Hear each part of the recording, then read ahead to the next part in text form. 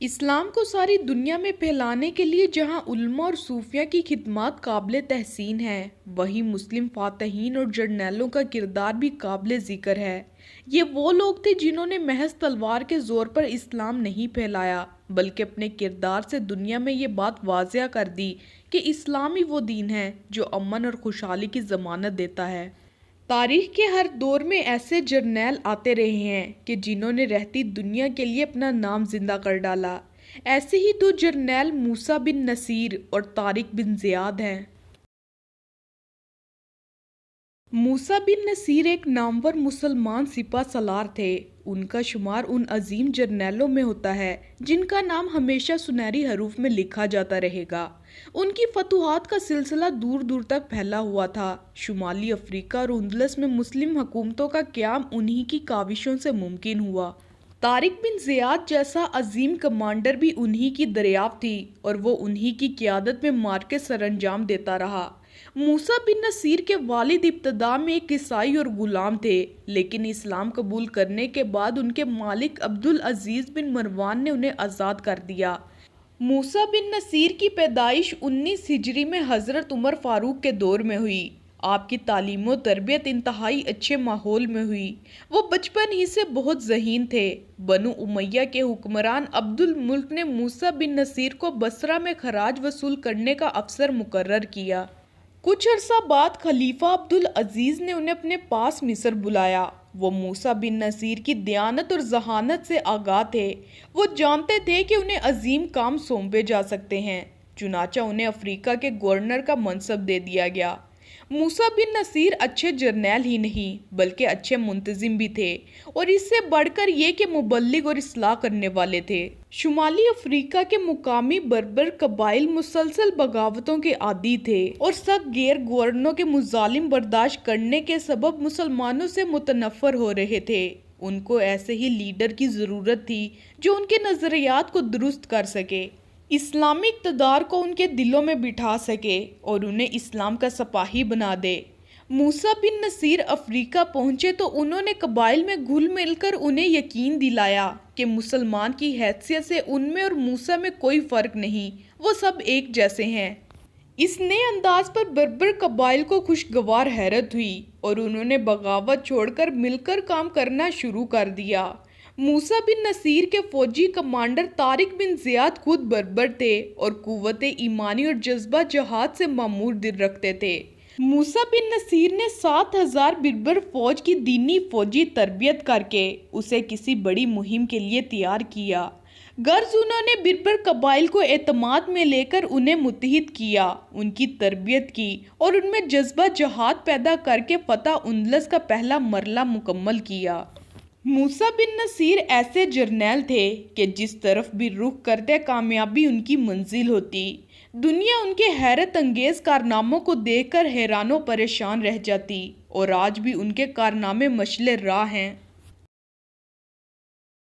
طارق بن زیاد وہ عظیم مسلمان جرنیل تھے جن کی شجاعت و بہادری، عزم و ہمت نے مسلمانوں پر یورپ کے دروازے کھول دیے۔ اندلس کی فتح آپ ہی کی مرہون منت تھی۔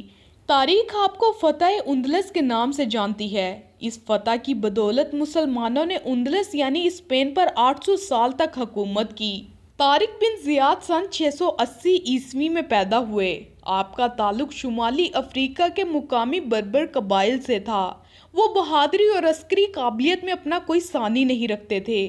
عرب مجاہدین نے جب شمالی افریقہ کو فتح کیا تو اپنے حسن سلوک سے مقامی بربر قبائل کو اپنا قائل کر لیا۔ افریقہ میں مسلم گورنر موسیٰ بن نصیر کی نظر جب طارق بن زیاد پر پڑی تو ان کی صلاحیتوں کے قائل ہو گئے۔ یوں موسیٰ بن نصیر نے طارق بن زیاد کو اپنی فوج کا سپہ سالار اور نائب بنا لیا۔ اندلس کے کچھ لوگ بادشاہ رڈارک کی سرپرستی میں کشتیوں اور بحری جہازوں کے ذریعے شمالی افریقہ کے علاقوں پر حملہ کرتے اور لوٹ مار کرتے تھے، جس کی وجہ سے شمالی افریقہ کے مقامی لوگ ان سے بہت تنگ تھے۔ دوسری جانب اندلس میں یہودیوں اور دیگر اقلیتوں کو شدید ظلم و جبر کا سامنا تھا۔ چونکہ اندلس کا بادشاہ بہت ظالم تھا۔ لوگ اس کی وجہ سے اندلس چھوڑ کر مراکش آنے لگے تھے۔ ان لوگوں نے مسلمان حکمرانوں سے درخواست کی کہ ان کو رڈار کے ظلم و ستم سے نجات دلوائی جائے۔ یوں موسیٰ بن نصیر نے طارق بن زیاد کو 7,000 کا لشکر دے کر اندلس روانہ کیا۔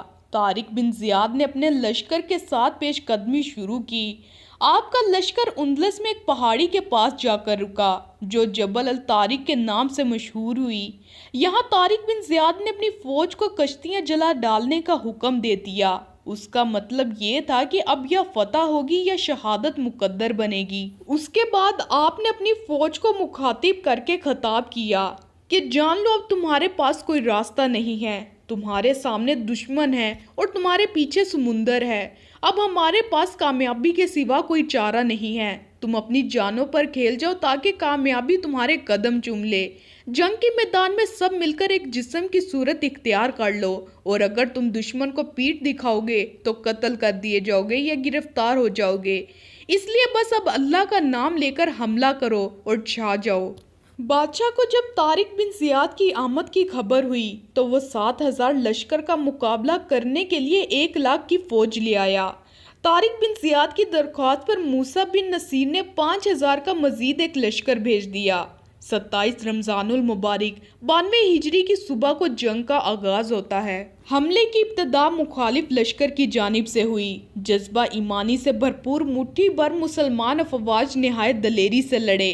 مسلمانوں نے بہادری کے جوہر دکھائے اور بادشاہ کا 1,00,000 لشکر ختم ہو گیا۔ بادشاہ خود میدان سے بھاگ نکلا، عیسائی لشکر کو شکست ہوئی اور اسلام غالب آ گیا۔ یوں طارق بن زیاد اور موسیٰ بن نصیر کی کاوشوں اور بہادری کی بدولت اندلس پر اسلام کا پرچم 800 سال تک لہرایا۔ مسلمانوں نے اپنے دور حکومت میں اندلس میں عدل و انصاف قائم کیا۔ ہر طرف ترقی اور خوشحالی پھیلی۔ ہر مذہب کے لوگوں کو اپنی مذہبی عبادت اور تعلیمات کی آزادی تھی۔ اسلام کے اس بہادر جرنیل نے اپنی بقایا زندگی دمشق میں گزاری اور 725 سن عیسوی میں انتقال ہوا۔ طارق بن زیاد کہتے تھے کہ ہر وہ زمین ہماری ہے جو میرے رب کی ہے۔